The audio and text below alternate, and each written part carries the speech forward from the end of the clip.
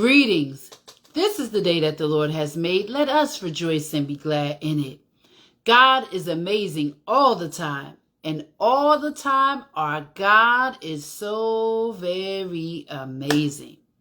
So today is another day that the Lord has given us, another chance, a new beginning, a new slate to rise, shine, and give God the glory. So I just want to talk about being empowered. Being educated and empowered, it definitely goes together hand in hand. Knowledge is power. I know that you've heard that expression many times before. When we know something, we can do something about it. When we know something, it's something that cannot be taken away from us when we know something. So it is important for us to seek knowledge and to be aware and to open up our eyes and be ready to receive what it is that's going on. Because denial is a powerful thing, and denial can also be a painful thing. Now, when we're talking about being educated, there are different things that we go through in life. And even when we're going through changes, even when we're going through grief and we're going through all of these different things, there are different stages. And it's not a set path. It's not a fine line. It's not just this is the way it is and this is how it is. But there is a lot of truth in the stages. So let me just talk a little bit about the stages a little bit. When we're talking about the stages of change, there's different stages. And the first stage in the stage of change is pre-contemplation.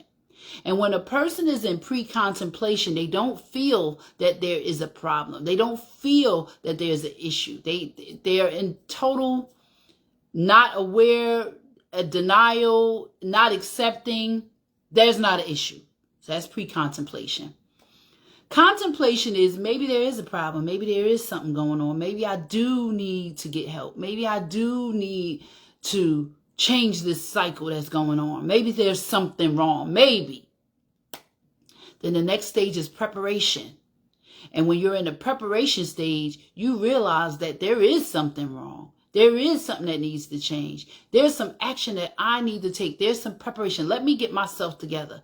Let me get some resources. Let me find out what there is that I need to know. What things do I need? What plan do I need to make to move forward in my life? I'm ready for change. I'm getting prepared. Then next is the action stage. When you're in preparation and you got the ducks, you know what you need to do.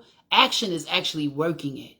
I'm doing what I need to do now. I'm in therapy. I'm in counseling. I'm part of support groups. I'm doing what I need to do. I'm finding out the resources that I need to be empowered, to be encouraged. I'm aligning myself up with supportive people. I'm aligning myself with the body of Christ, people that are going to encourage me. I'm with safe people. I am building my support network. I'm working it.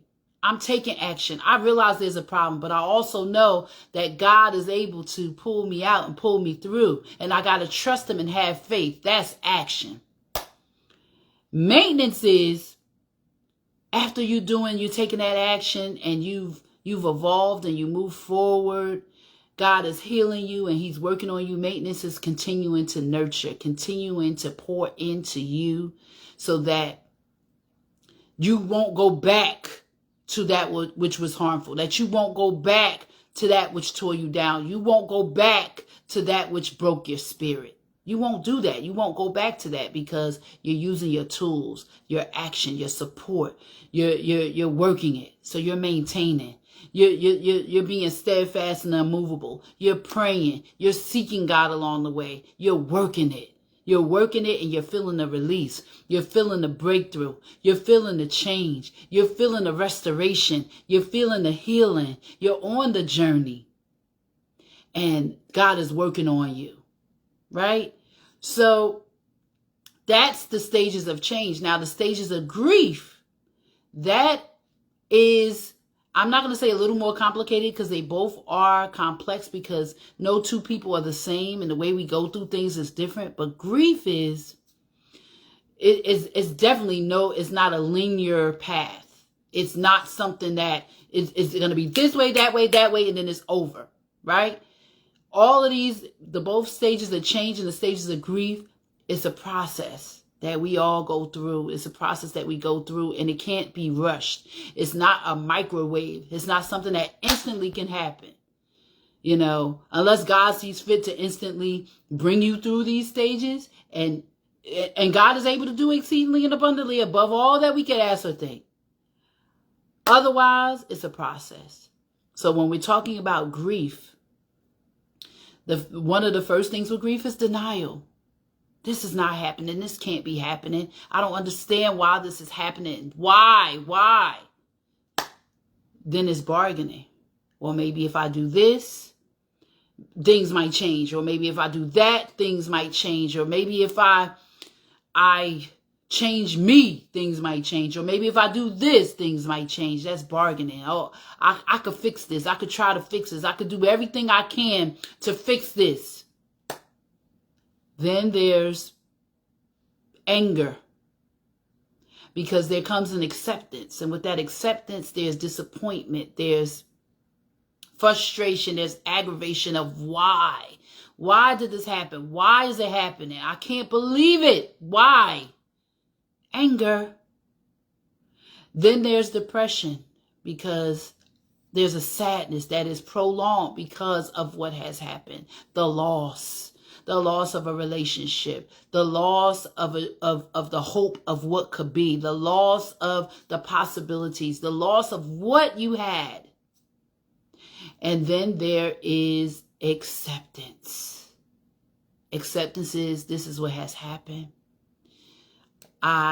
This is what has happened, and I accept it.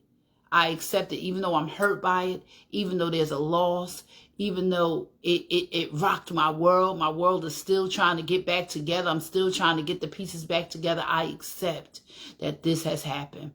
I accept, if it is my responsibility, I accept that I did everything that I could to help the situation. I accept that this is the way it is. And I also am willing to accept God's will for my life. I'm also willing to accept that he desires to do a mighty work in me. I accept, because with acceptance is empowerment too.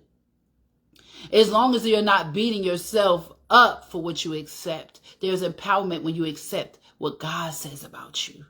That he says that you're fearfully and wonderfully made. That he says that he's able to do exceedingly and abundantly above all that we can ask or think. If you accept that, if you accept those things that God says about you, you're gonna be all right. You're gonna be on the path of healing. You're gonna be on the path of wellness, and you'll be able to embrace it also.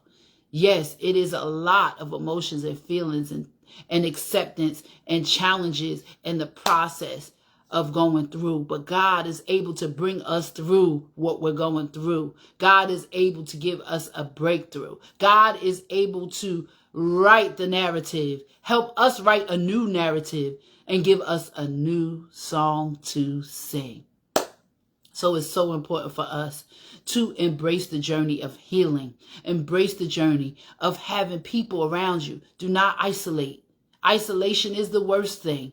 Recovery, wellness, and healing is not an isolated journey. It is personal because it's a challenge that you're going through, but it is not isolated. So allow yourself to be supported. Allow yourself to be loved on. Allow yourself to be encouraged along the way. So, as I leave you for today, remain blessed, remain resilient. Keep walking and talking and trusting in the Lord. Know that recovery is possible. Know that with God, all things are possible. And people recover every day. Have a blessed day. God bless.